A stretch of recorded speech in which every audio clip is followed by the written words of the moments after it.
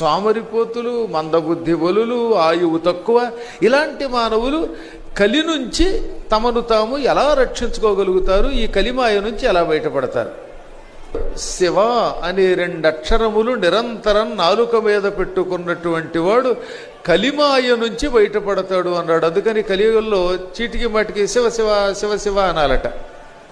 పూర్వం ఒకరినొకరు పలకరించుకునేటప్పుడు శివశివ అని పలకరించుకునేవారు. ఆఖరికి కోపం వచ్చినా శివశివ అనేవారు.